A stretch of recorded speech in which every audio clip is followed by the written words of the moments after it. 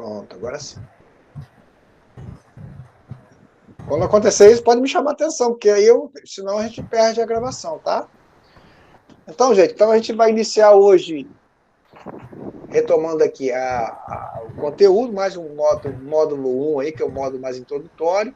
Então a gente vai falar um pouco da importância, conservação e reuso de água no Brasil e no mundo, né? Apresentando dados aí sobre recursos hídricos, informações sobre água no mundo a partir do relatório da ONU, informações da água no Brasil, algumas poucas informações da ANA, e alguns conceitos introdutórios que a gente vai começar a discutir hoje, tá? A primeira questão aí, esse relatório, o Relatório Mundial das Nações Unidas, né, sobre o desenvolvimento dos recursos hídricos, foi publicado este ano, 2021, a Nações Unidas Água, né, ou Água das Nações Unidas, é um grupo que então trata de monitorar, acompanhar, registrar informações sobre recursos hídricos no Brasil, na verdade no mundo, né? E o título dessa publicação deste ano é O Valor da Água. E aí a gente tem uma publicação, o relatório é grande, tá? Mas ele tem uma publicação resumida que vem com fatos e dados. E é algumas dessas informações que eu trouxe, que eu fiz aqui uma filtragem e trouxe para vocês, tá bom? Então, aqui com relação à disponibilidade de água no mundo, então hoje, segundo a ONU, nós temos mais de 2 bilhões de pessoas em todo o mundo vivendo em situação de estresse hídrico. Isso é engraçado, né? A gente pensa, estresse hídrico, isso acontece lá na Ásia, acontece lá na África. Não, isso acontece aqui no Rio de Janeiro, na região metropolitana do Rio de Janeiro, acontece aqui na Foz do Rio Paraíba do Sul, acontece no Nordeste, acontece em locais que teoricamente, nem se imaginava que pudesse acontecer, tá? Então, estresse hídrico é um fenômeno que acontece, pode ser sazonal, pode ser anual, isso vai depender muito, está muito vinculado, evidentemente, à questão climática, tá? Então, o estresse hídrico costuma ser um fenômeno mais sazonal do que anual, como eu disse, mostra a variabilidade sazonal da disponibilidade de água, né? Então, por exemplo, aqui na bacia do Rio Paraíba do Sul, vou sempre muito usar o exemplo da bacia do Rio Paraíba do Sul, por ser uma bacia de um rio federal, né, que tem aí um PIB bastante grande, eu até comecei a escrever sobre isso, o PIB, que representa a bacia hidrográfica do Rio Paraíba do Sul, tem que concluir, mas eu já levantei algumas informações, comparado aí o PIB do Brasil, é extremamente expressivo, né? Com certeza é importante porque pega 3 estados aí que são destaques, né? Que tem uma destacada produção, economia no país, que é Rio de Janeiro, São Paulo e Minas Gerais, né? E também passa por estresse hídrico aqui, como passou em 2014, 2015, né? Seríssimo. E, inclusive, em função disso, algumas demandas surgem, como transposições, etc. Né? Mas depois a gente fala um pouco mais sobre isso. Ainda nesse relatório, ele estima-se que 4 bilhões de pessoas vivem em áreas que sofrem escassez física de água por pelo menos um mês ao ano. 1,6 bilhão de pessoas enfrentam escassez econômica. O que é escassez econômica? Você tem a água, mas precisa de investimentos para poder canalizar, fazer melhorias e ter um atendimento universalizado. Então, a falta de recurso provoca a chamada escassez econômica da água, tá? Ou seja, a falta de infraestrutura necessária para que todos tenham acesso à água. Vários aí principais aquíferos, né, já pensando em água subterrânea, também estão sob estresse hídrico, né? Então, 30% dos maiores sistemas de água subterrânea estão se esgotando. E esse esgotamento ele se dá por exaustão, né?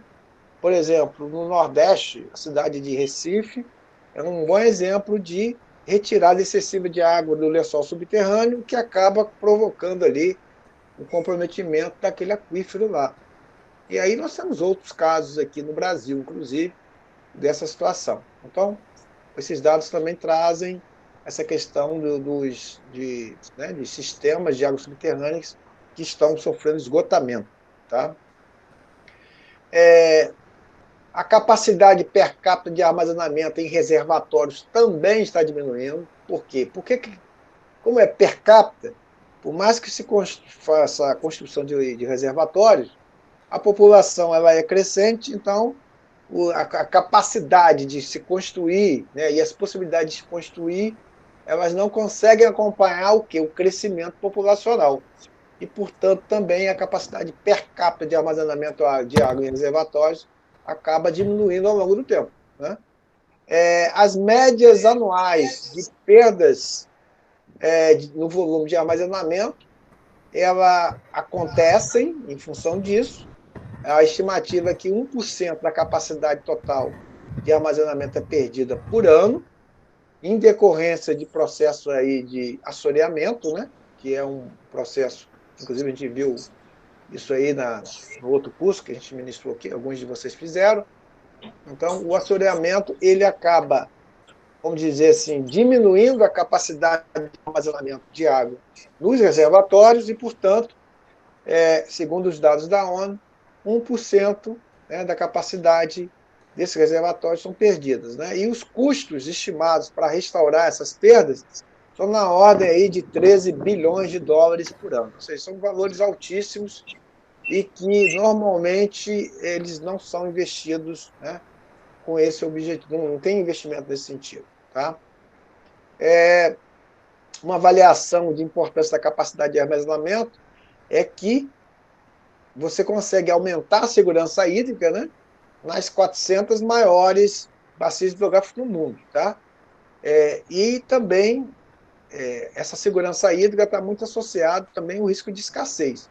Então, você tem países como partes aí da África, Austrália, norte da China, Espanha, Estados Unidos, Índia, que passam por essa necessidade aí, né, de armazenamento de água para fins de segurança hídrica. Né? De novo, o exemplo aqui da Bacia do Rio Paraíba do Sul, os reservatórios construídos, eles tiveram como principal ou como atividade da sua existência a questão das hidrelétricas. Né?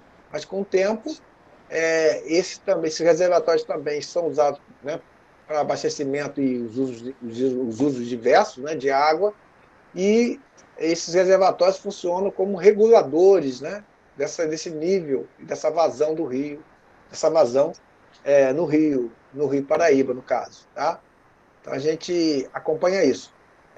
Falando assim, da região metropolitana do Rio de Janeiro, lá em Santa Cecília, há uma transposição, né, de até 160 metros cúbicos por segundo, só deixando passar 71 metros cúbicos por segundo, né, até 71.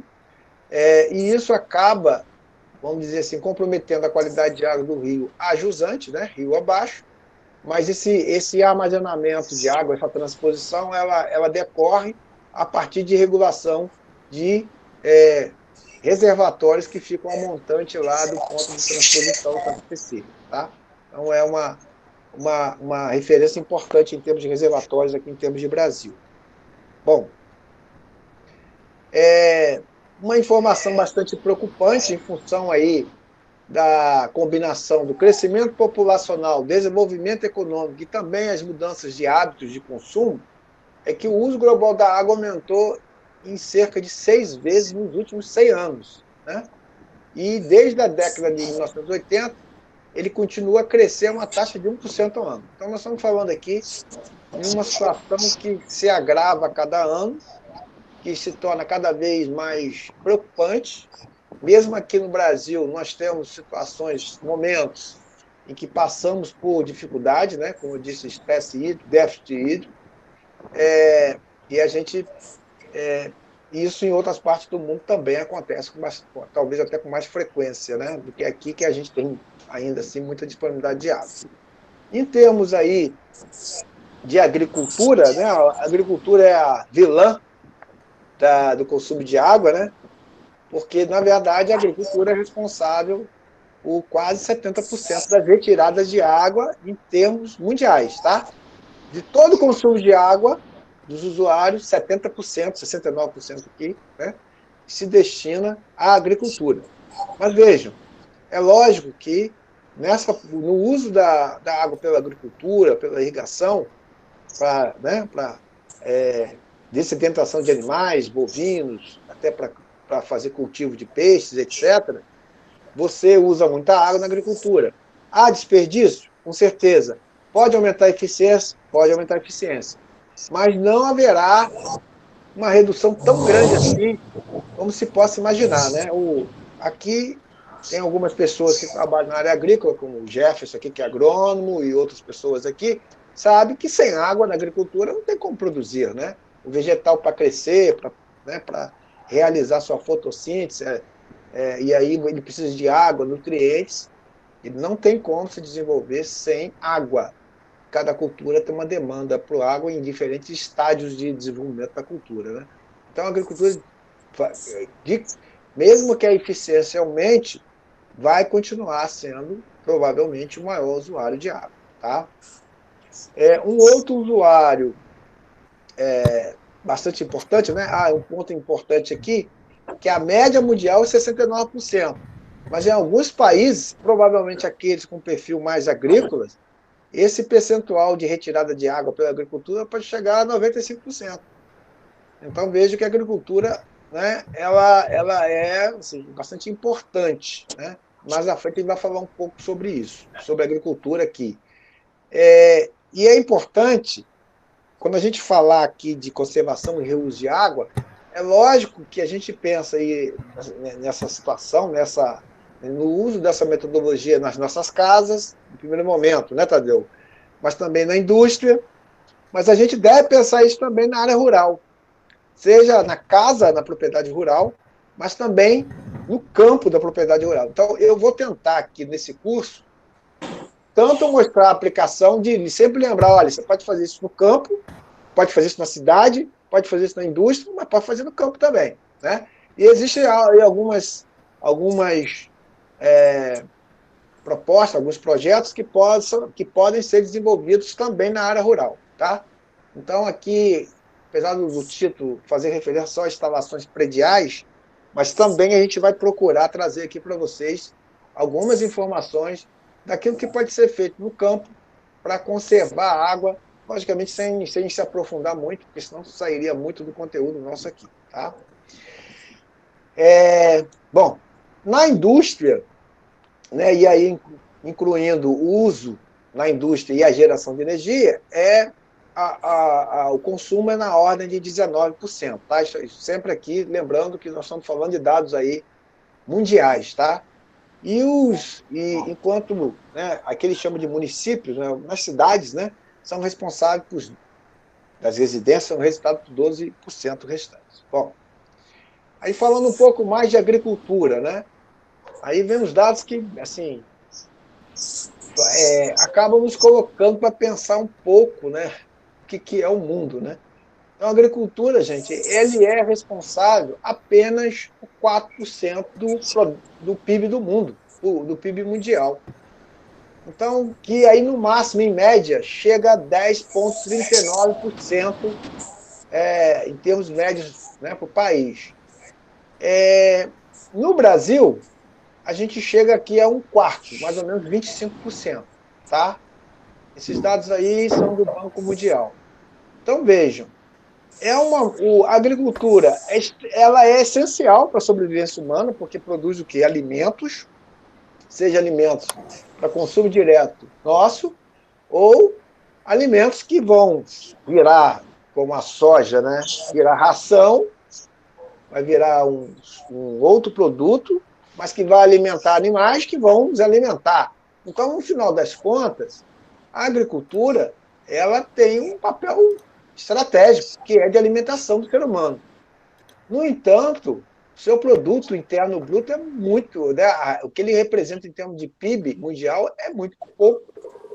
E isso se dá porque a tecnologia acaba agrega muito mais valor. Né? Uma empresa como uma empresa de informática tem um valor agregado muito maior do que uma empresa, por exemplo, de agricultura, uma empresa agrícola. Né? Você, para comprar um equipamento aí de informática, um tecnológico, um drone, o valor é uma coisa caríssima. Se ali você vai comprar um produto agrícola, o preço é lá embaixo. Né? E aí Aí é outra discussão, né? Se você pensar em agricultura familiar e o agronegócio, né? Os grandes empresários, a distância aí é colossal. Então, assim, é uma coisa que não dá para a gente entender, né? A questão da agregação de valor na agricultura. Então, os dados aí, as informações da ONU trazem que o valor agregado do uso da água na agricultura é muito baixo, tá? E aí, uma estimativa que a ONU faz, né, via FAO, FAO é um órgão dentro da ONU que tem uma série de publicações interessantes, mais voltadas para a agricultura. Provavelmente aí o Jefferson e outros aí devem conhecer uma série de publicações da FAO, né? FAO 24, FAO, ou seja, tem vários números lá, a gente já trabalhou muito com isso, e você tem publicações direcionadas para a área agrícola, né? O mundo, então, a FAO informa que o mundo vai precisar de cerca de 60% mais alimentos até 2050, isso evidentemente em função do crescimento populacional, mas também pelo padrão de consumo, e a produção de irrigada, né, ela vai aumentar mais de 50% ao longo do mesmo período. Por que isso provavelmente vai acontecer? Porque as fronteiras agrícolas elas começam agora a estar mais limitadas, né? Se a gente for olhar, pensar na Terra como a área de terra, né, existente no planeta Terra, você verá que você tem áreas que são possíveis, em princípio, têm dificuldade de produção agrícola, as áreas congeladas. Você tem áreas que devem ser preservadas. Tem um áudio aberto aqui, pessoal.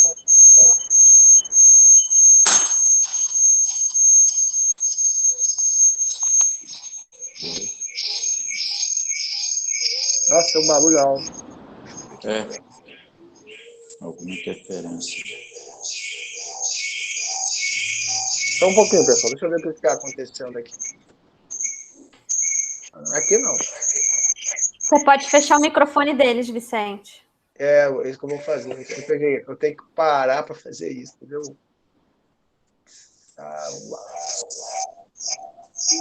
Tem o Tadeu Teixeira que está com o microfone aberto. Pronto. É você, Tadeu. Você está com o som aberto. Ok, vamos voltar aqui. Que isso aí acaba saindo na gravação, né, pessoal? Então aí fica bem difícil. Vamos lá, continuando. Que eu falava mesmo? Sim. A questão do crescimento da produção irrigada, né? Então, pensando nas ocupações das terras agrícolas, nós hoje já estamos chegando no limite. Algumas áreas são de difícil, né, para produzir. Houve um crescimento, uma chamada expansão agrícola muito grande. E o que é a agricultura irrigada? A agricultura irrigada, que ela se propõe é aumentar a produtividade, a produção pela mesma área, né? Então, por exemplo, vou dar um exemplo aqui da região aqui do Norte Fluminense, cana-de-açúcar. Uma cana que a gente chama de sequeira, ou seja, de áreas que não são irrigadas, você consegue produzir, sei lá, na primeira folha, 100 toneladas por hectare, depois cai para 70, 60. Se você irrigar, e aí, logicamente, não é irrigar. Quando você fala em irrigar, você tem um pacote tecnológico, né? Você coloca culturas que são mais adaptadas para ser cultivadas com irrigação, com alta produtividade, etc. Você vai chegar a 120, 150 por 2, 3 safras, né? Você consegue alta produção na mesma área. Então, nós chamamos isso de produtividade. Então, qual é a tendência do mundo? É você produzir mais na mesma área. Até porque, como eu disse, a expansão da fronteira agrícola acaba tornando aí, já está ficando limitada, você não consegue abrir novas áreas, né? No Brasil, há uma pressão grande, aí trazendo aqui para o caso do Brasil, em cima da floresta amazônica, né? Ali a partir ali do Mato Grosso, a partir da região do Pará. Então, você tem uma pressão ali, né? Eu tive a oportunidade de ir em Rondônia, Rondônia, sul de Rondônia, você chegar lá e encontra soja para tudo que é lado, né? Então, você já está começando... e você encontra um monte de gaúcho. Não, nada contra o gaúcho. Se tiver algum gaúcho aí, ninguém é contra o gaúcho, não. Mas é por quê? Porque ele já saiu do Rio Grande do Sul, daquela região do Sul, já foi para o Centro-Oeste e já está subindo para o Norte. Né? Então, é uma situação que acontece no Brasil, é a pressão do crescimento das grandes áreas da monocultura, né? Para cima teoricamente, das reservas de área verde que nós precisamos ter, até para a manutenção aí de qualidade de vida no planeta. Tá? Então, a agricultura irrigada, por conta disso, provavelmente, nós teremos um aumento até 2050 acima de 50%, segundo previsões da ONU. A quantidade de água necessária para esses empreendimentos não está disponível, né? Essa informação é de difícil obtenção, ou são poucos informados, mas a FAO reconhece que a água captada para uso na agricultura pode aumentar apenas 10%. Ou seja, o que ele quer dizer com isso? Que mesmo que se cresça a área irrigada, haverá, né, uma necessidade, até por conta da cobrança de uso de água, de se aumentar a eficiência desses sistemas. Né? E aí, não vou entrar aqui em detalhes, mas a gente tem, por exemplo, os sistemas irrigados, você tem, por exemplo, a irrigação por superfície, né? Como acontece na cultura de arroz, por inundação, ou por tabuleiros, né, onde você enche ali de água. Você tem, ou sucos, né, onde a água corre nos sucos da cultura, então isso é chamada irrigação por superfície. Você pode ter as irrigações chamadas por aspersão, né, aspersão convencional, aqueles aspersores, ou também você tem aquele sistema, por exemplo, de pivô central, né, isso em grandes áreas de monocultura, né, soja e outras culturas. Isso é bem comum lá no Centro-Oeste, Bahia. Você tem alguns locais aqui no Brasil que tem esses sistemas em grandes perímetros irrigados, né? E os sistemas localizados. Aí você tem a irrigação localizada, microaspersão, gotejamento. Provavelmente, desses três, o que deve crescer muito é principalmente os sistemas localizados, né? Que são os mais eficientes, eficiência acima aí de 85%, 90%, e os sistemas de aspersão. Tá? Então, esses provavelmente são sistemas que vão crescer muito aí, em termos de eficiência, por conta da eficiência que eles já possuem. E uma curiosidade, né? Um dos países mais avançados em tecnologias de irrigação é Israel, né?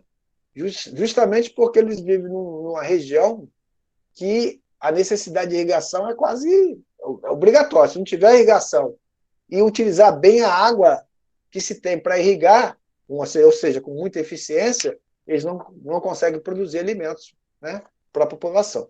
Tá? Bom, esse grupo aí, o Grupo de Recursos da Água 2030, né, que é um grupo da ONU, eles concluíram que o mundo provavelmente vai enfrentar um déficit hídrico global de 40% até 2030. Ou seja, isso num cenário sem alterações. O que é um cenário sem alterações? É sem alterar nada do que está sendo feito hoje. Sem alterar os níveis de consumo, sem alterar as perdas de água, os desperdícios, né? Que a gente vai ver daqui a pouco que os valores são muito altos. Nós temos sistemas aí com eficiência muito baixa, sistema de distribuição de água, né, o consumo de água, o desperdício de água nas casas, né? E esse talvez seja o principal apelo aqui do nosso curso, né? A gente está discutindo justamente algumas alternativas para que você possa fazer um reuso, um aproveitamento da água que você tem na sua casa, na sua propriedade, na sua empresa. Então, alguns dos caminhos a gente vai estar falando aqui, lógico, que né, é um curso de extensão, a gente não vai conseguir aprofundar muito, mas a gente quer trazer algumas informações aqui, algumas possibilidades. Né? Eu até aproveito para falar, alguém até perguntou no primeiro encontro, a gente vai trazer alguns cálculos aqui, vai ter aula aqui, vai ter momentos aqui só de cálculo, tá? e a gente vai trazer essas informações, vai simular algumas coisas. A gente já pediu aqui, no caso aqui, eu pedi a Tadeu para fazer um videozinho, né, Tadeu? Para você depois mostrar o que você tem na sua casa. Mas, por exemplo, se alguém aqui quiser também, depois lá no privado, entre em contato comigo, a gente vai abrir um espaço aqui para que vocês possam estar. A gente pode, eu acho que de repente a gente pode destinar até um dia desse só para fazer isso. Cada um apresentar, discutir e gerar um debate aqui no nosso curso, tá? Mas vamos avançar um pouco mais para a gente poder fazer isso. Então, vamos preparando aí. Quem quiser fazer qualquer tipo de apresentação, ter a sua experiência aí, por favor. Não se sinta aí convidado aí a participar para interagir aqui. Bom, continuando aí mais dados, com relação agora à qualidade de água, né? Então, esse relatório ele é dividido em vários tópicos, né? No caso aí desses fatos e números, e aí tem uma parte que é qualidade de água. A qualidade de água ela diminui com a poluição, né, em quase todos os principais rios da África, da Ásia e da América Latina. Tá? Vamos fazer no contexto mais mundial. A carga de nutrientes é muito associada à carga de patógenos. Né? O que são patógenos? Patógenos são organismos que podem transmitir doenças. Tá? Então, eu falo assim, vocês devem estar cansados de ouvir, a água está cheia de coliforme. O que é coliforme? Coliforme é o patógeno? Não. Coliforme é a bactéria que, quando ele está presente na água, ela é um indicador que outros patógenos, outros organismos transmissores de doença, podem estar presentes ali também. A correlação é muito forte. Tá? Então, quando repetindo, você tem carga de nutrientes, essa carga de nutrientes já está associada a quê? A carga de patógenos. Tá? Estima-se que 8% das águas residuais industriais e municipais, a gente chama de municipais das cidades, tá, pessoal? Em países de baixa renda, passam por algum tipo de tratamento. Mas só 8%, gente. Isso é uma média mundial, lógico, né? É muito pouco. Né? Então, qual é a realidade do mundo, né, diante desse dado, dessa informação? É que os resíduos, né, os efluentes industriais e residenciais, né, eles, basicamente, eles são despejados, né, diluídos nos rios, são colocados aí nos rios, né, nos recursos hídricos no mundo, porque é parte do mundo, sem tratamento. Tá? E, logicamente, isso tem consequências, né? Compromete a qualidade de água, a qualidade ambiental do rio, oxigênio dissolvido, patógenos, etc. Problemas de saúde pública. Então, você tem prejuízos aí de toda a ordem. Tá? Cerca de 80% de todas as águas residuais industriais e municipais são lançadas no meio ambiente sem qualquer tratamento prévio, né? Com efeitos prejudiciais à saúde humana e também aos ecossistemas. Chama atenção que no relatório, ele sempre no final das afirmações dos números, ele coloca uma referência. Tá? E lá no final do relatório, o relatório eu coloquei. O relatório, basta digitar esse título aqui, vocês conseguem baixar o arquivo. Posso também colocar aí no grupo de WhatsApp, sem problemas, já está baixado. E ele sempre, que eu queria chamar a atenção, que sempre a partir da afirmativa, né, do número que ele coloca no final a fonte da onde foi extraída aquela informação. E no final dele tem lá toda a referência. Tá? Então, eu estou falando isso se alguém chamar atenção, alguma informação aqui, quiser aí se aprofundar mais, basta olhar lá no relatório e consultar a fonte que foi citada, certo? Bom, então 80% de todas as águas residuais industriais e residenciais são lançadas no meio ambiente sem qualquer tratamento prévio. Só que ele diz o seguinte, que essa proporção é muito maior de 80%, praticamente 100%, né? Em países menos desenvolvidos. Então, países africanos, alguns países aqui na América Latina, América Central, ou seja, na Ásia, certamente tem problemas sérios aí por conta de falta, né, escassez de infraestrutura de saneamento e tratamento dessas águas. Tá? Ainda falando sobre qualidade de água, cerca de 380 bilhões de metros cúbicos de água podem ser recuperados a partir dos esgotos produzidos, né? Se a gente fizer uma conta, pessoal, vamos pensar em esgoto residencial. Se eu consumo 10 metros cúbicos de água, em tese, eu devolvo, no formato de esgoto, 80% disso. Então, a carga de esgoto, né, ou seja, a média, tá, pessoal? 20% fica ali retido na sua residência e 80% volta para o sistema na forma de esgoto. Então, isso ainda não é um debate assim muito... não é uma preocupação maior, né? Mas a gente vai chegar ao ponto de ter que tratar, e alguns países já fazem isso, né? Tratar o esgoto. Vi até uma reportagem em cidades nos Estados Unidos que já trata o esgoto para poder fazer o reuso mesmo, né? Usando membranas, né? Uma série de técnicas aí que já estão bem conhecidas e que exigem investimento, mas que alguns países já começam a fazer justamente para determinados usos, tá? Por enquanto, para determinados usos. Mas eu também acho que em algum momento vai acabar usando até para consumo, né? Consumo humano mesmo, tá? Em algum momento, dependendo da situação. Então, nós temos aí um volume de água grande que pode ser recuperado, né? Há uma expectativa que esse tipo de rios de água alcance aí a 470 bilhões de metros cúbicos em 2030, até 2030, e até 2050 isso alcance 574 bilhões de metros cúbicos de água, tá? Então são estimativas aí a fonte que são feitas, né, apontando aí algumas saídas, né? Algumas saídas. Então, recuperar água, nutrientes, metais preciosos e energia dos fluxos de resíduos são meios de alcançar valor agregado. Isso quer dizer o seguinte, é possível transformar isso em negócio. Na verdade, isso já está virando negócio aqui no Brasil e no mundo, tá?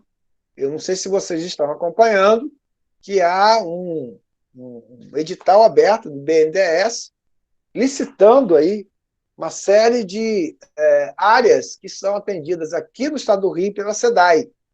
Então, esse é um processo que está gerando muita polêmica, né? O que acontece com isso, pessoal? Assim, rapidamente, sem aprofundar muito. Tem locais, tem cidades que uma concessionária de água e esgoto é negócio. Vale a pena, né? O marco de saneamento que foi alterado recentemente, de novo, ele abre o setor de saneamento para o setor privado, né? Acho que, se as pessoas não sabem disso, depois dá uma pesquisada. Então, hoje, a tendência é privatizar tudo aqui no Brasil, né? É uma política desse governo que está aí. Não estou falando se é boa ou ruim, mas é a política, né? Cada um tem uma opinião. Mas não quero discutir isso. Eu quero discutir para o setor privado, algumas cidades, vale a pena você ser a concessionária da cidade. Para outras cidades pequenas, municípios pequenos, não vale a pena. Dá prejuízo. Então, esse processo esse edital, né, que está fazendo a licitação dessas concessões, é meio que eles estão fazendo. Pega uma área produtiva com uma área que não dá muito retorno, né? E eles estão fazendo isso. O BNDES lançou aí uma chamada pública, e está sendo muito debatido, há muitos questionamentos, né, com a proposta que está sendo apresentada. A Fiocruz fez uma carta contrária, então a gente está acompanhando isso aí de perto. Então nós temos aqui no estado do Rio que passa atualmente por essa situação. Ou seja, nós estamos transformando, voltando aqui para o nosso conteúdo, a recuperação de água a partir de esgoto, nutrientes, metais, porque o esgoto ele é muito rico em nutrientes. Porque você acaba todos aqueles nutrientes que você usa lá na agricultura, né? Vamos pensar no NPK, nitrogênio, fósforo, potássio. Você produz alimentos, alimenta. Isso é processado, né, por nós, né, como alimentos. Isso acaba voltando para o esgoto. E esses nutrientes acabam sendo concentrados nesse esgoto, né? Então, recuperar esses nutrientes também pode se tornar um negócio. Além da própria energia que pode ser gerada, né? Que tem o Jefferson está aqui, está trabalhando com resíduos para a produção de biogás. Ele é uma prova viva que isso pode sim virar um negócio, pode gerar energia, pode agregar valor. Tá?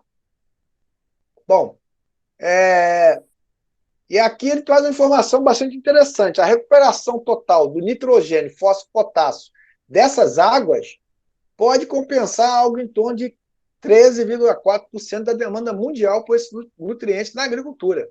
Então, vejam, olha o tanto que a gente está jogando fora, que poderia ser recuperado, né, reutilizado aí na própria agricultura. Então, isso ainda está muito longe de acontecer, principalmente aqui no Brasil, né, em muitos países do mundo também, mas é algo que, em algum momento, haverá, né, nós teremos investimento para que isso aconteça. Então, a recuperação de nutrientes e ganhos econômicos, né, eles acabam gerando benefícios ambientais, porque se você recupera nutrientes de um efluente, você vai diminuir a pressão sobre os recursos naturais, né?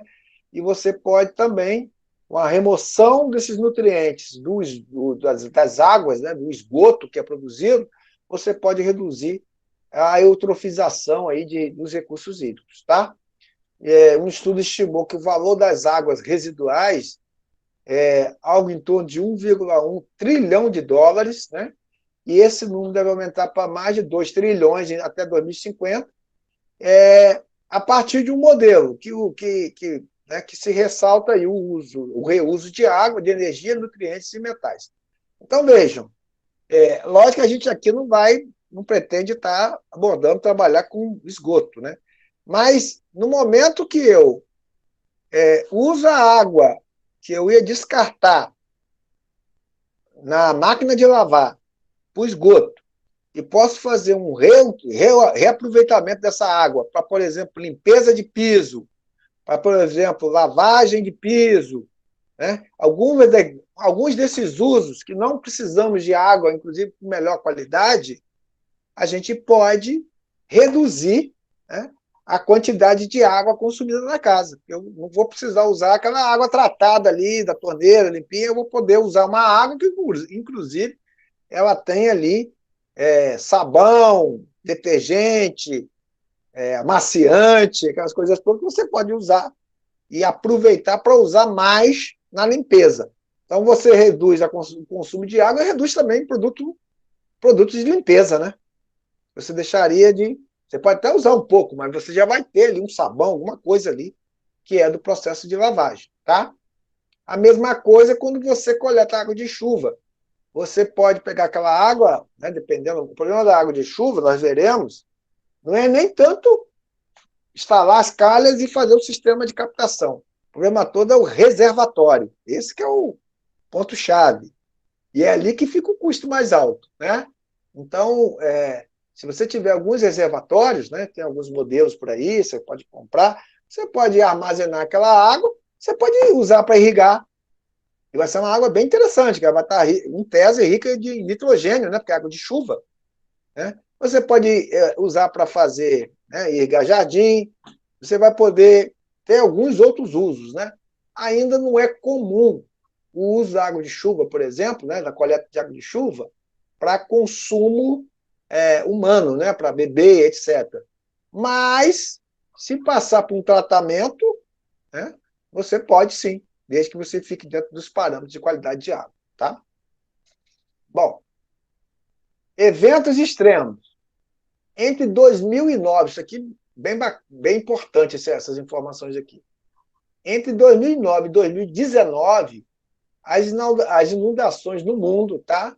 Isso é um dado aí, porque a Defesa Civil faz esses informes, né, para a Defesa Civil Nacional, que, por sua vez, reporta esses dados para a Defesa Civil organizada aí pela ONU, né? Então, eles têm esses dados, são os dados que foram registrados, tá, pessoal?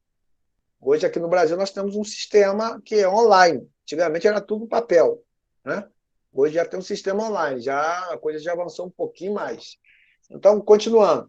Entre 2009 e 2019, ou seja, 10 anos aí, quase 55 mil mortes a partir aí de inundações que afetaram mais de 100 milhões de pessoas e causaram perdas econômicas aí acima de 76 bilhões de dólares. Uma enchente, quando ela vem, como já aconteceu aqui na região aqui da Foz do Paraíba do Sul, na região de Campos, região de Cardoso Moreira, né? Estou dando esse exemplo aqui porque é o exemplo que a gente conhece. Ela causa um prejuízo tremendo, gente. Ali invade casas, destrói plantações, mata animais. Então, os prejuízos, muitas vezes, são até mal dimensionados. Tá? E depois, para recuperar isso tudo, sempre há investimento. Né? É comum os municípios aqui no Brasil decretarem estado de emergência, né? Justamente para ter acesso a recursos do governo federal para que eles possam fazer a recuperação de uma ponte, né, fazer a retificação, a limpeza de um canal. Então, ou seja, tudo isso são perdas econômicas que acontecem e que alguém tem que pagar a conta. Né? Então, muitas vezes, quase sempre, essas inundações, né, nós tivemos ano passado um evento de chuva muito sério, não sei se todo mundo se lembra, né, porque a pandemia acabou tomando a nossa memória de tudo, né? Mas no ano passado, em Iconha, nós tivemos lá uma destruição da cidade de Iconha e de outras cidades próximas ali no Espírito Santo. Né? A inundação, a gente até fez campanhas para mandar... Ou foi ano passado ou foi 2019? Agora estou em dúvida. Agora estou em dúvida mesmo. Mas eu acho que foi ano passado também houve. E aí depois nós tivemos um outro evento sério aqui no Norte e Noroeste também. Com inundações... Ou seja, isso causa um prejuízo tremendo. Quase sempre, pessoal, quem sempre sofre com isso é a população mais carente, né? Então, os prejuízos são muito grandes, tá? As pessoas perdem casa, perdem tudo, além de, muitas vezes, perder as suas vidas, né? Isso eu estou falando de inundação. Mas também as secas são terríveis, né? As secas, se você pegar aqui, ó, secas afetaram mais de 100 milhões de pessoas. As inundações afetaram mais de 103 milhões. É quase que a mesma coisa. No caso da seca, o número de mortes é bem menor. 2 mil pessoas, né, morreram aí em função de secas, pelo menos é o que está registrado aqui, e causaram aí prejuízo na ordem de 10 bilhões em perdas econômicas. Então, vejo que, em termos de mortes, em termos de perdas econômicas, o valor aqui colocado, 10 bilhões de dólares, né, comparado com mais de 76, é menor. Mas o número de pessoas atingidas é da mesma magnitude. Tá? Uma outra informação também bastante relacionada, né, inundação, essa ocorrência de inundações extremas aumentou 50% na última década. Né? Então, vejam, o estudo aqui mostra que houve um crescimento, uma taxa cerca de 4 vezes maior do que em 1980. Então, essa informação também ela está muito vinculada à questão da mudança climática. Né? Então, tem um fenômeno que está sendo identificado, que é a imprevisibilidade desses eventos. Né? Porque como é que normalmente a gente trabalha previsão de chuva?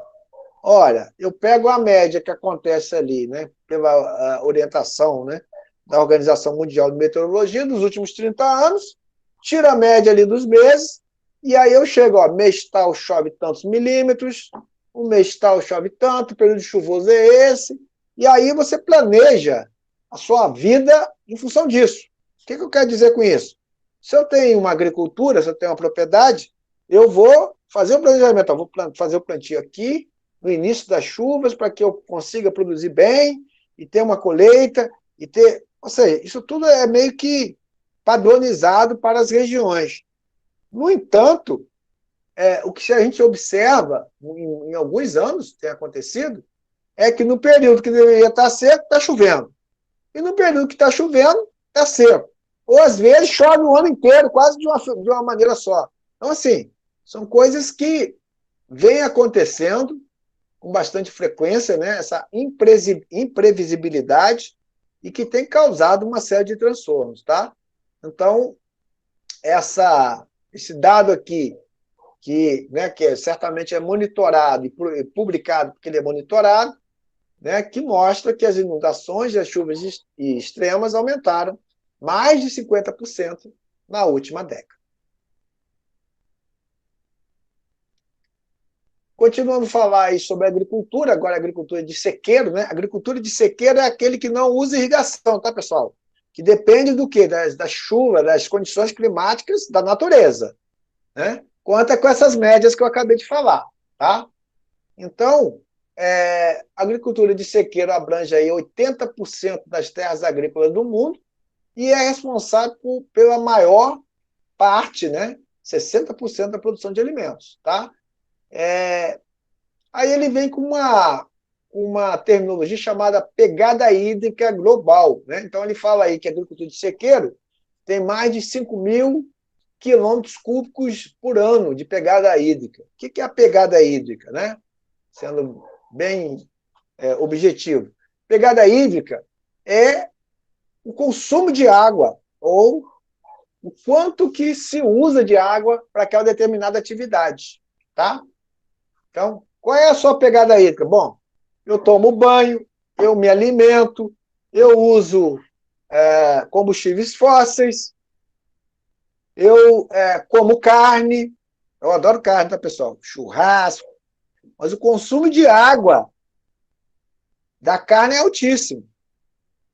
Os vegetarianos, nesse sentido, ganham vantagem, porque o consumo de água para produzir alimentos, né, vegetais é muito menor, tá?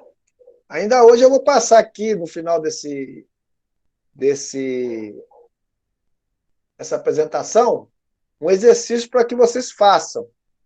Aí eu vou pedir, vou deixar aberto lá o grupo, para que cada um coloque lá quantas vezes, né, entre outras coisas, quantas terras nós precisaríamos ter para poder atender a pegada hídrica de cada um de nós, tá? Tem lá um exercíciozinho que eu vou passar aqui no final. Então, vocês vão fazer e depois vão colocar o resultado ali para todo mundo olhar um do outro e ver como é que o nosso modo de vida é tão insustentável, tá?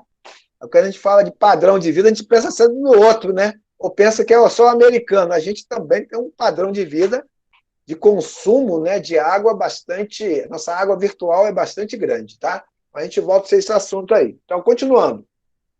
A agricultura de sequeiro tem uma pegada hídrica de mais de 5.000 quilômetros cúbicos por ano. A agricultura irrigada. Então, vejam bem, a agricultura de sequeiro, 80% das terras agrícolas é responsável por 60%. 80%, 60%. A agricultura irrigada, ela tem só 20% das terras cultivadas no mundo, mas é responsável por 40%. Por que essa correlação ela é inversa aí? Porque a agricultura irrigada, repetindo, ela trabalha o quê? Produção por área, aumento de produtividade. Então, ela consegue produzir mais, comparada com a agricultura de sequeiro, na mesma área, tá? E tem que ser bem mais mesmo, porque senão fica inviável. E ela tem uma pegada hídrica menor. Por que ela tem uma pegada hídrica menor? Porque como ela tem uma produtividade maior por área, uma produção maior por área, ela usa com mais eficiência a água para produzir mais alimentos, tá? A pegada hídrica da agricultura irrigada é aproximadamente a metade, um pouquinho menos da metade da agricultura de sequeiro. Então, está aí a explicação daquela previsão de crescimento em mais de 50%, né, a agricultura irrigada até 2050. Bom, continuando aí, alguns dados, né? Entre 1996 e 2005, a pegada hídrica global da agricultura era de mais de 7.400 quilômetros cúbicos, tá? Ela representava 92% da pegada hídrica da humanidade, ou seja, a agricultura, né, tinha aí uma demanda altíssima, né? E aí esse exemplo aqui, essa imagem aqui, desses tabuleiros, né, isso aí é chamada irrigação por superfície, são tabuleiros, né, para produção de arroz, provavelmente, e você faz o quê ali? Aqueles tabuleiros são diques, enche aquilo ali de água para produzir o arroz, tá? Então, o nível ali a eficiência é baixíssima, que é muita perda de água para o lençol freático, para a atmosfera, e você necessita de muita água, tá? Por isso que essa agricultura aí, em termos globais, ela é tão difícil assim. Só um minutinho, pessoal, fechar a janela que está ventando aqui para caramba. Só um minuto.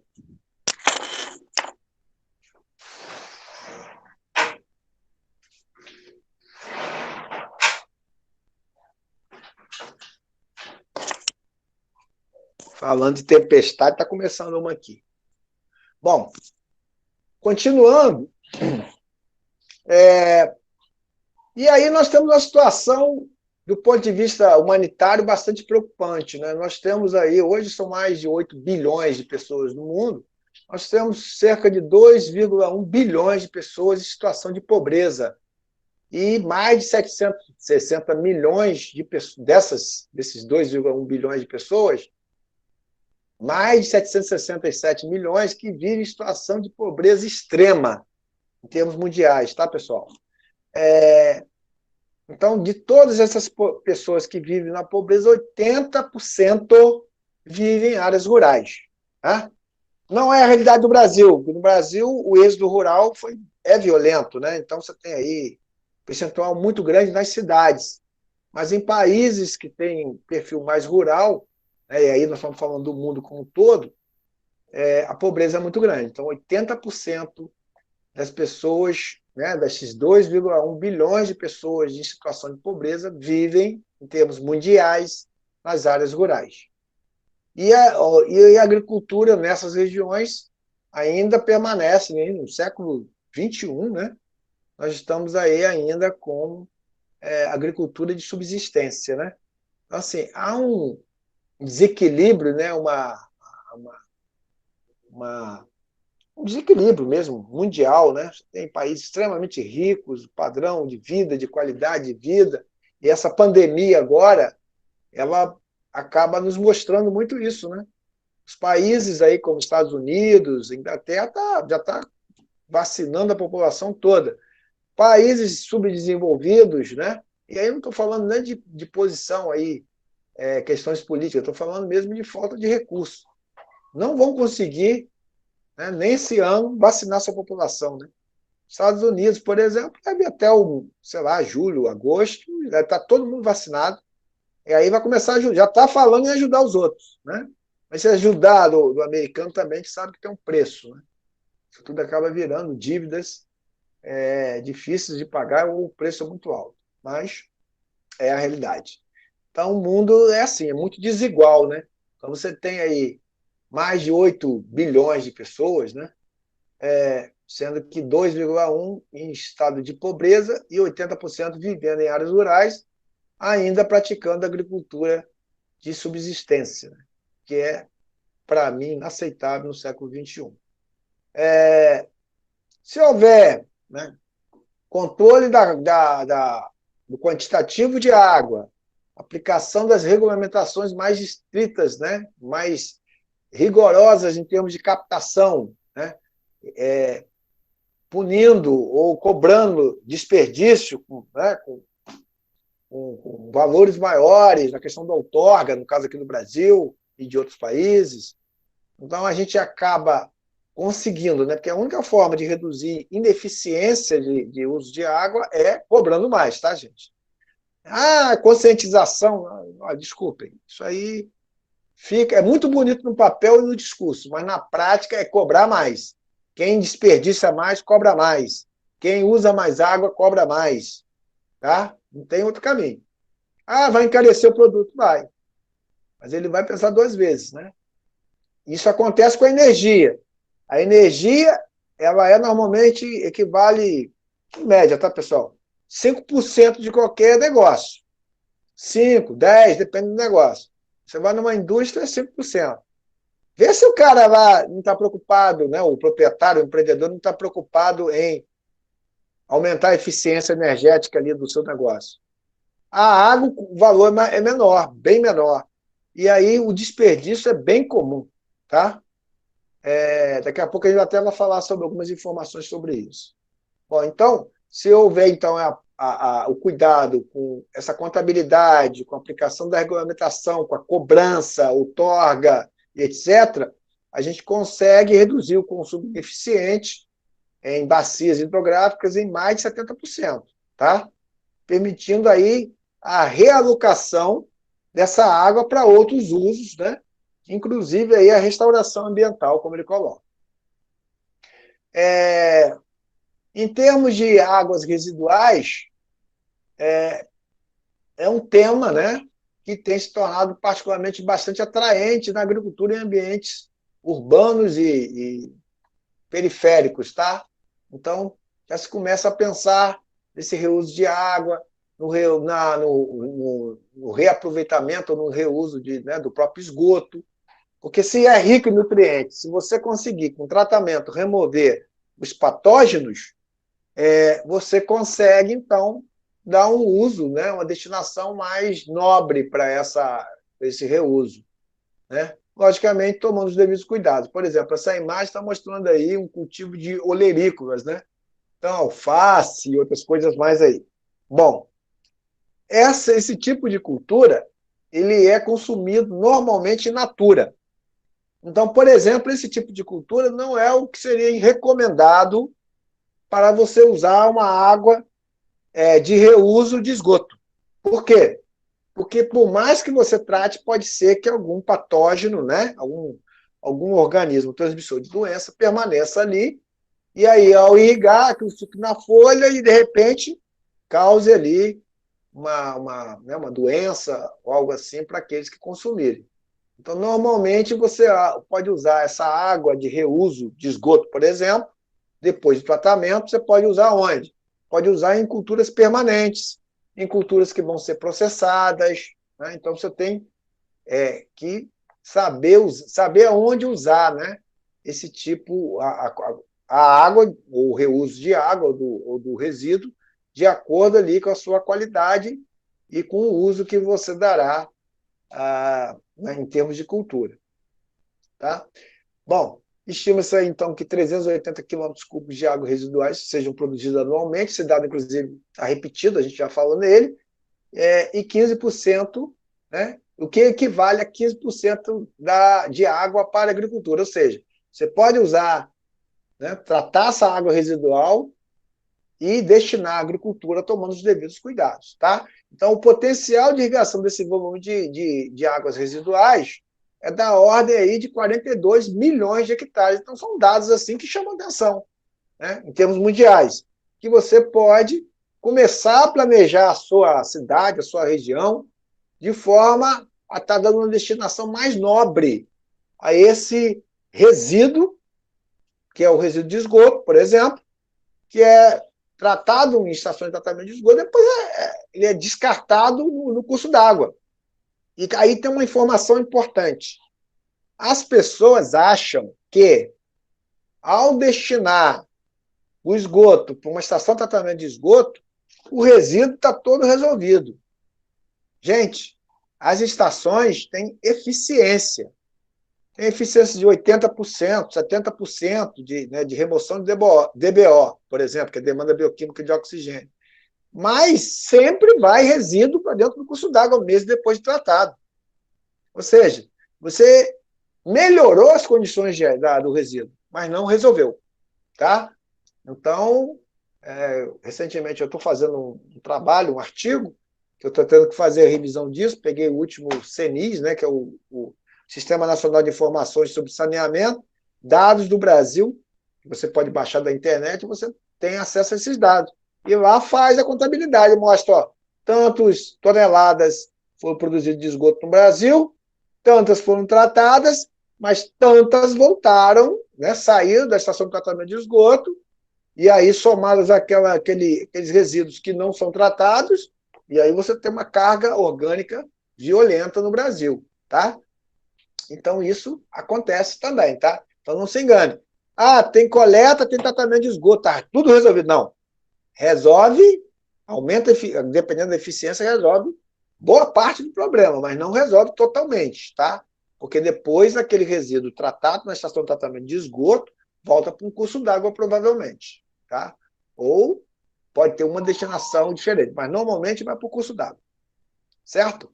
Bom, outro dado também que é bastante preocupante, né, é que a produção mundial de alimentos é perdida, desperdiçada na ordem aí de 24%.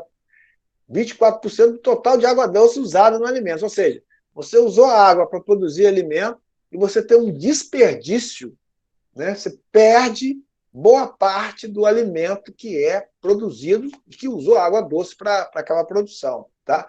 Esse percentual de água doce que é perdido nesses alimentos que são desperdiçados é na ordem de 24%.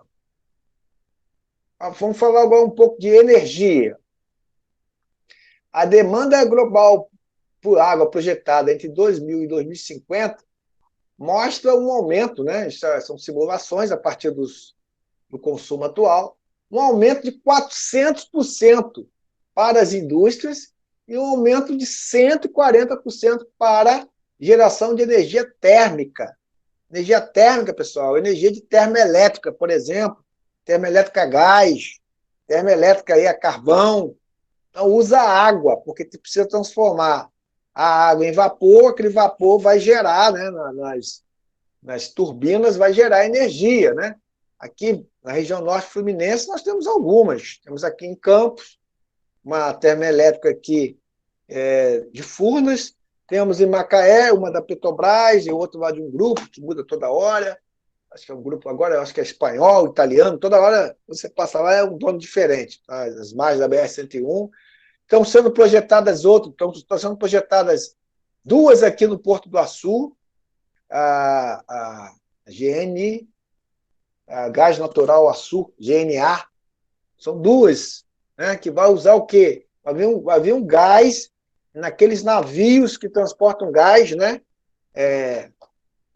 sob alta pressão, não vai ser vai vir em navios, aquilo, né, vai ser transportado até o porto, assim depois vai ser trazido até, né, tubulado, alguma coisa assim, até as duas térmicas para poder gerar energia. Um investimento enorme. E isso precisa de quê? Água. Não tem como gerar, né, energia sem água. Então, por isso que esses dados aumentam. E por que vai estar aumentando a demanda por de água para esse setor? Porque, como a população mundial cresce, a demanda por energia também cresce, absurdamente. As pessoas começam a ter um padrão de vida, ter energia, ter televisão, ter isso, ter aquilo, indústria, tudo isso exige mais energia. Tá? Então, aí é outro estudo, tá? Da WRG, ela prevê quase duplicação da captação de água industrial até 2030. 2030, pensando na Agenda 2030. Nos últimos 4 anos, ocorreu um aumento de 50% no número de empresas que relataram maior captação de água com a expansão da produção, especialmente na Ásia e na América Latina. Essa instituição aí, a CDP, o que ela faz? As empresas, as grandes empresas, elas são associadas a essa instituição. Tá? Eu fiz uma revisão recente agora. E ela reúne as informações e faz relatórios, né, em níveis mundiais aí, de consumo de água em várias... na verdade, são relatórios ambientais, e aí tem uma parte específica sobre consumo de água, e eles conseguem quantificar a questão de consumo de água, isso a partir das informações fornecidas pelas empresas. Tá? Então, é uma instituição aí, quem tiver curiosidade, entra aí depois no site, aí na internet, procura lá CDP, tem uma página, aí tem os dados, só que as informações, para ter acesso, tem que pagar, tem algo a mais aí. Mas é interessante que ele reúne dados das grandes empresas mundiais aí. Tá? Em 2018, né, as empresas tiveram 38,5 bilhões de perdas financeiras relacionadas à água, ou seja, o problema de falta de água, déficit de água, ou qualquer outra dificuldade né, que precisa desse insumo água, acabaram causando aí prejuízo na ordem aí de mais de 38 bilhões de dólares aí, em termos mundiais. Né? Logicamente, está associado às empresas ligadas aí, que fornecem essas informações. Em âmbito mundial, né, os produtos industriais, o conteúdo médio da água virtual é de 80 litros por dólar. Tá? Então, você tem aí uma variação desse custo médio da água virtual. Nos Estados Unidos, esse valor é 100 litros por dólar, China e Índia, na China é 20 litros por dólar, e na Índia é 25 litros por dólar. O que é o custo médio da água virtual? Então, por exemplo, quando eu consumir um determinado alimento, ele não está com água ali, mas para eu poder consumi-lo, a água foi utilizada no processo de produção. Então, nós chamamos isso de água virtual. Tá? Então, esse é o chamado conteúdo médio virtual. Então, se eu tenho um produto industrial, quanto de água foi preciso ser usada para eu chegar a ter aquele produto? Para ter ali, sei lá, aquela garrafa de cerveja. Né? Inclusive, eu vou trazer esses dados para vocês aí. Eu acho que alguns já viram. Assim, são dados que chamam a atenção. Né? Para produzir tantos litros de cerveja, eu preciso de muito mais litros de água para produzir. Ou seja, depois a gente vai trazer essas informações aqui para vocês. Então, isso é chamado o custo médio da água virtual ou a água virtual. Né? Bom, já estamos indo aí para uma fase final de hoje. Queria falar um pouquinho da Agenda 2030. Né? É uma agenda aí, proposta pela ONU, né? A partir de reuniões que aconteceram ao longo do tempo, desde a Rio+20, foram feitas reuniões, foram evoluindo, nós chegamos a uma agenda que busca a melhoria, né, o chamado desenvolvimento sustentável, que busca a melhoria de qualidade de vida, combate à pobreza, né, aumentar a produção de alimentos, ou seja, a qualidade de vida para os povos no mundo. Tá? Então, é um tema bastante importante. Recentemente saiu, depois eu posso até enviar para vocês lá no Zap, aqui no Brasil, Dani, saiu um ranqueamento eu acho que foram feitos em 700 cidades brasileiras sobre a qualidade de vida, né? Desenvolvimento sustentável dessas cidades. Aí vem com os índices para cada ODS. Achei bem interessante. Até salvei aqui os favoritos do meu computador. Eu vou colocar o link para vocês, depois vocês podem dar uma olhadinha, bem interessante. Tá? Mas voltando aqui, falando dos ODS, né? Eles iniciaram ali, entre 2000 e 2015, baseado aí no trabalho de governos, né? E cidadãos de todo mundo. Isso, no primeiro momento, nós tivemos os 8 Objetivos do Desenvolvimento do Milênio, e depois foram incorporadas mais outras dimensões, né? E chegamos, então, hoje à famosa Agenda 2030, que tem, então, 17 Objetivos do Desenvolvimento Sustentável, e para cada objetivo desse nós temos um conjunto de metas, e todas as metas dão em torno de 169 metas a serem alcançadas pelos países do mundo, pelas empresas, pelos governos federais, estaduais, municipais. Então, assim, é uma agenda que envolve a todos nós, né? Inclusive, cada um de nós, nas nossas casas, precisam, né, cumprir ou observar essa agenda. Né? Isso é um trabalho bastante importante aí, que nós precisamos fazer. Vocês, enquanto estão tendo a oportunidade de estar fazendo cursos como esse, alguns de vocês são mestres, né? Aqui nós temos, inclusive, o perfil da turma muito interessante, nós temos muitos mestrandos, muitos mestres, temos doutores, pós-doutores, então nós temos um papel aí extremamente importante, né? Pós-graduandos, nós temos um papel extremamente técnicos, né? Tem estudantes de curso técnico aqui também, mas a maioria tem curso superior, mestrado, doutorado, pós-doutorado. Então, vocês têm, por conta da formação de cada um de vocês, a responsabilidade de estar observando essas metas aí, esses objetivos. Tá? Aí nós temos 17, né? Desde erradicação de pobreza, erradicação de fome, saúde de qualidade, educação de qualidade, igualdade de gênero. O ODS 6 é o nosso principal aqui, né? Mas aí nós temos energias renováveis, empregos dignos, crescimento econômico, inovação, redução de desigualdades, cidades, comunidades sustentáveis, né? Alguns desses ODS, com relação ao nosso curso, tem vamos dizer, estão diretamente aplicados, né? No caso do ODS 6, mas, por exemplo, cidades e comunidades sustentáveis tem uma correlação muito forte, né, com o ODS 6, por exemplo, quando a gente fala de conservação e reuso de água, né? Consumo responsável, combate às mudanças climáticas, a vida debaixo da água, sobre a terra, paz e justiça e as parcerias aí entre países para cumprimento dessas metas. Então, esses são os ODS da ONU, né, da Agenda 2030, e aqui no Brasil, a gente vai dar um destaque para o ODS 6, e aí pensando, né, vocês podem, se desejarem, baixarem lá o ODS 6, como que a ANA, a Agência Nacional de Águas, vê a questão do ODS 6, né? ODS 6, só chamando a atenção, é água limpa, é água e saneamento, tá? Então, eu coloquei aqui algumas metas desse objetivo. Por exemplo, até 2030, alcançar o acesso universal e equitativo de água potável e segura para todos.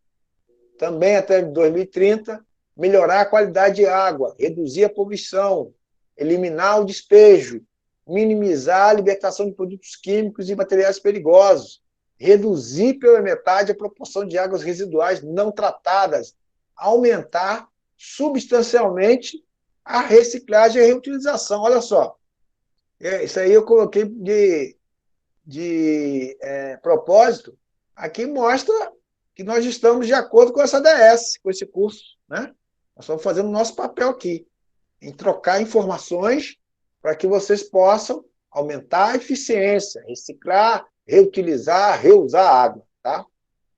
Aí também a questão do aumento substancial da eficiência do uso de água. Quando eu faço um reuso, quando eu faço uma captação de água de chuva, quando eu faço um reuso da água da máquina de lavar, por exemplo, eu estou fazendo um uso mais eficiente da água, tá?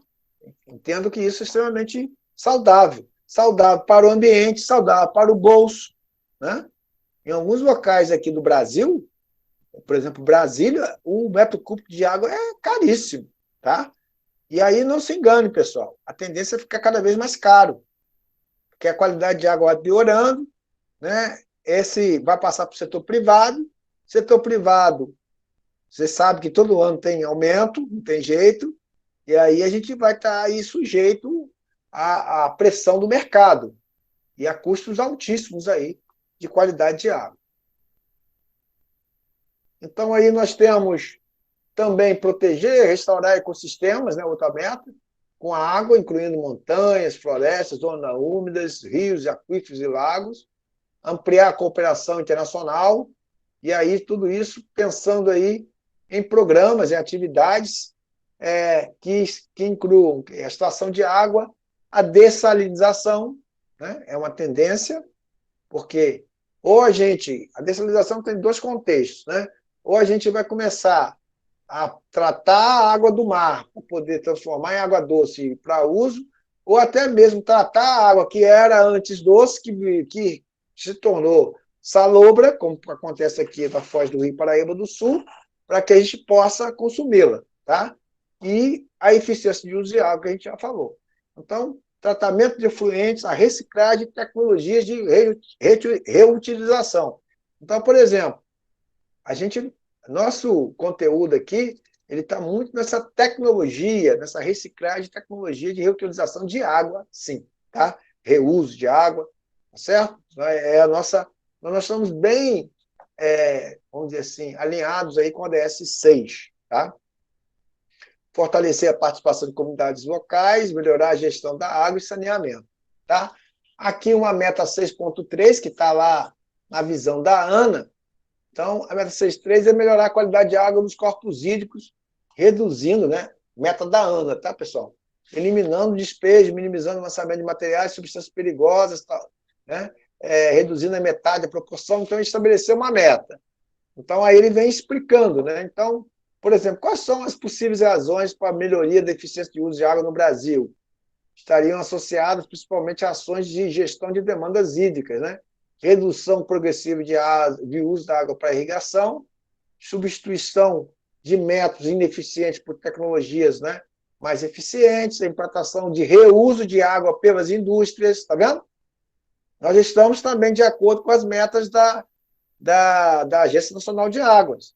Então, quando a gente traz aqui esse conhecimento, nosso curso aqui está com o carimbo aqui do ODS 6.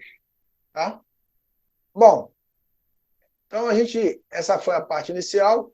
Eu vou comentar rapidamente alguns conceitos aqui, depois eu vou trazer de novo no nosso próximo encontro. Esses conceitos estão presentes nessa publicação. Eu também posso mandar para vocês, tá?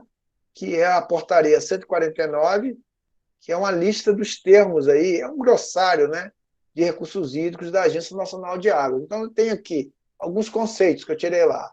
Reuso é a utilização do rejeito, efluente ou resíduo de um processo de insumo, como insumo de outro processo ou atividade. Aí tem o termo reutilização, ele sugere usar reuso, não usar reutilização. Água de reuso. O que é uma água de reuso? É uma água residuária, que se encontra dentro dos padrões exigidos para a sua utilização nas modalidades pretendidas. Vai ter aqui um módulo que a gente vai falar da legislação, né? Inclusive para os padrões que deve ter uma água e qual a destinação que pode ser dada. Tá? Conservação de água seria o conjunto de medidas tomadas para economizar a quantidade de água utilizada em um determinado fim ou proteger contra a poluição. Então, água de reuso. Aí tem outras definições aqui do material da Fiesp. Então, nós temos água de reuso, água residuária, água de qualidade inferior, desperdício.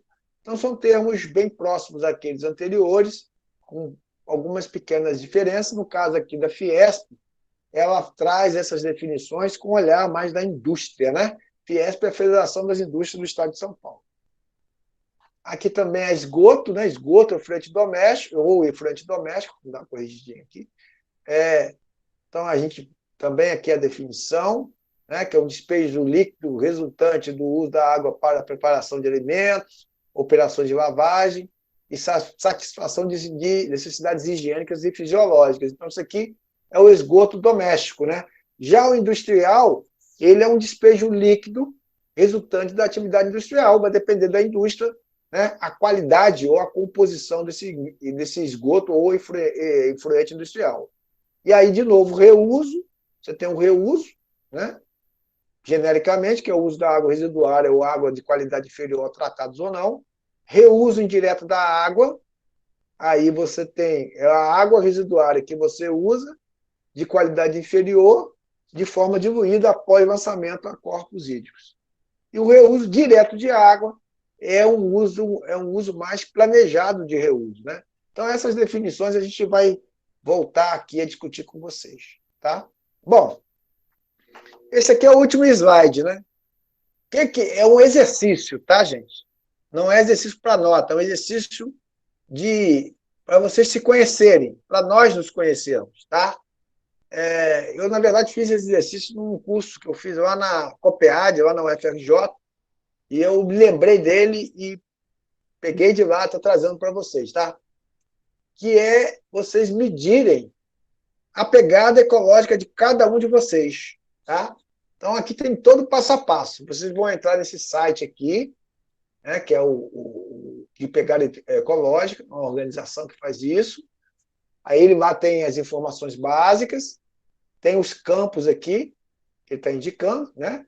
Qual é o seu impacto? Calcule agora. E aí, qual é o seu pegada ecológica, né? Tome o primeiro passo. Ou seja, tem várias questões aqui que vocês vão fazendo lá, vão simulando, vão tocando ali um parâmetro ou outro, mas sejam honestos com vocês mesmos, né? E aí vocês vão ver depois quantos números de planeta Terra seriam necessários para suportar o estilo de vida de cada um de nós. Aí você vai ter lá o resultado.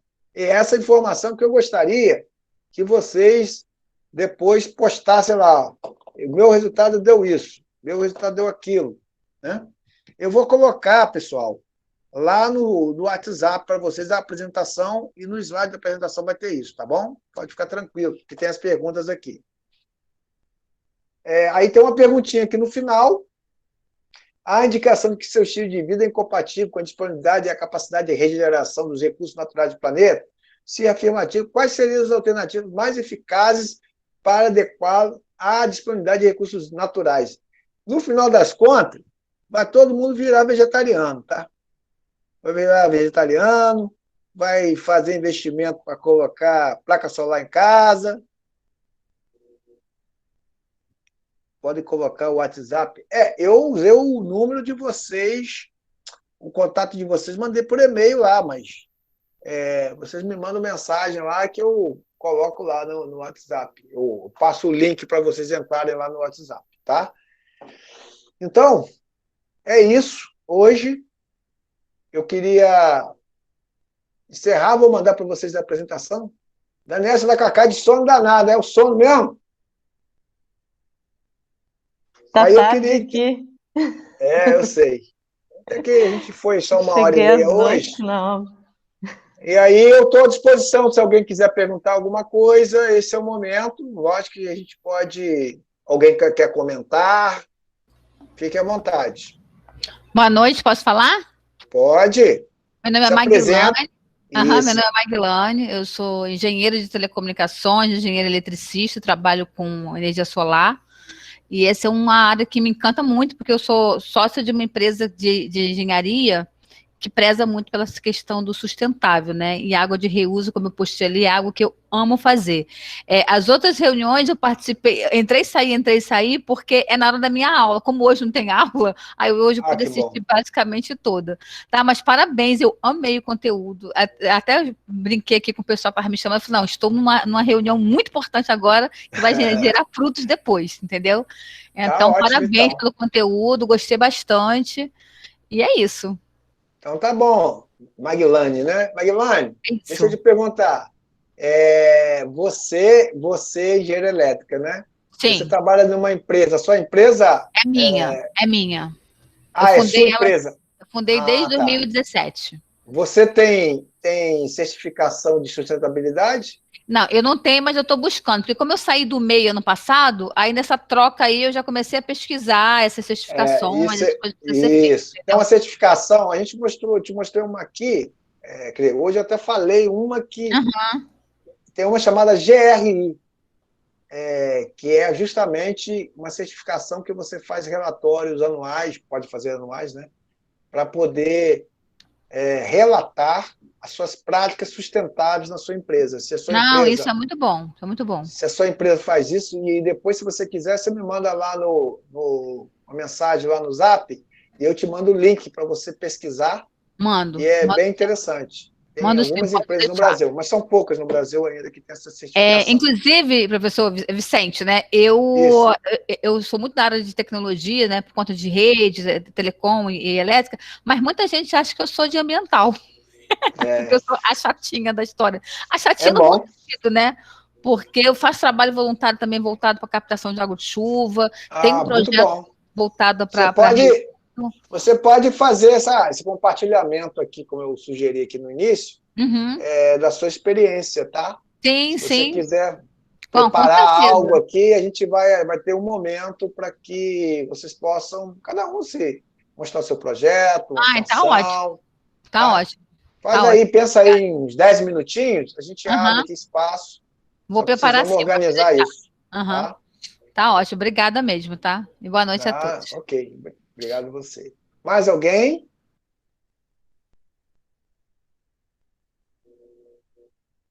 Roberto hoje está igual aqueles caras lá como é que é, do Oriente Médio lá. Fala, Dani, pode falar. Não, é que eu tenho uma dúvida aqui. Quando chegou a falar sobre os dados da agricultura na apresentação, Sim. se isso só envolve agricultura, não envolve pecuária, não. Não, ele, na verdade, envolve sim. Tem um slide lá que ele disse que aquilo ali envolve também a dessedentação de animais e outros usos, tá? Ele fala de agricultura de uma maneira mais integrada. Geral. Tá? Produção Geral, de alimentos tá? de uma maneira geral. Isso. Ok. É possível separar, tá?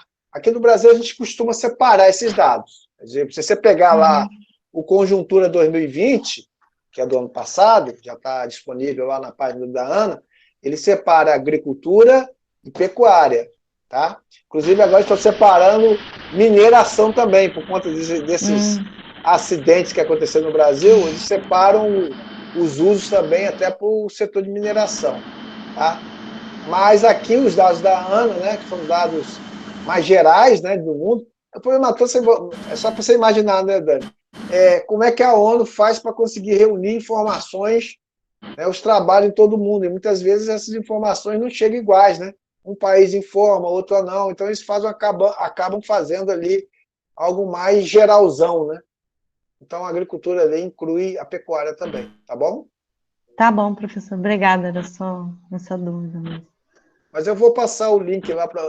O link está lá na apresentação, vocês podem entrar, baixar os relatórios. É bem interessante. É bom que está atualizado, tá? Bem legal. Alguém mais? Só queria dizer que começou a cabeça a fervilhar de ideias aqui para colocar em prática lá no Quilombo. É isso aí. A aula deu várias ideias. A gente vai falar um monte de coisas aqui legais. Eu acho que vale a pena você colocar em prática lá. Gente, quem Fala, Roberto. pode me chamar, por favor. Eu adoro me meter nessas coisas aí, tá? Se tiver alguém no Rio que quiser somar forças aí, tamo junto. Ótimo, então. Roberto, quer falar? Roberto está dentro de uma van. Isso, só para justificar. Hoje eu tive que fazer o relatório, fiquei na empresa até mais tarde, mas aí não podia perder a aula. Essa aula é imperdível. Aí eu estou nessa loucura aqui de tentar assistir, participar, mas eu tenho que usar máscara porque eu estou com mais gente aqui. Obrigado, professor. Tá certo, mas depois você pode ver com calma lá no YouTube, eu vou colocar lá o vídeo para vocês, tá? Pessoal, então vamos ficar por aqui. Eu vou mandar para vocês aqui, ó. Eu quero ver lá tô curioso para ver a pegada de vocês, a pegada hídrica de cada um de vocês aí. Tá? É bem interessante. Quando você gera informação, você fala, nossa, que terror. Olha que a gente acha que está muito bem, né? Mas depois, quando a gente coloca os dados, a gente vê que a gente está muito longe ainda. Tem a opção de colocar em português no site, vi aqui. Tem, né? Ah, então tá bom. A gente fez no mestrado com a professora... Ai, meu Deus, esqueci o nome dela. Marinês? Marinês, isso. Mas agora está mais preciso. Aquele botão de precisão, acho que vai ficar mais preciso agora. Isso aí. Dá uma brincada aí, mas eu vou deixar aberto o grupo para que vocês possam postar lá a pegada de vocês aí, tá? Se quiserem fazer qualquer comentário. Gente, então é isso. Muito obrigado. Até a próxima terça-feira. Lembrando que a terça-feira que vem é o prazo final para preencher, para enviar o formulário. Lembrando que o formulário faz parte das atividades, né, de avaliação, certo? E aí, na sequência, aí na semana que vem já começa a passar alguma coisa de teste ou trabalho para vocês, tá? Vamos ver aqui. Vou tentar variar um pouquinho para não ficar só teste, as pessoas ficam meio estressadas com isso, né? Já percebi. Tá bom, gente? Então é isso, um abraço a todos, boa noite, bom descanso, boa Semana Santa aí. Boa noite a todos, obrigada. Saúde, que se cuidem bem, tomem cuidado aí, por favor, tá?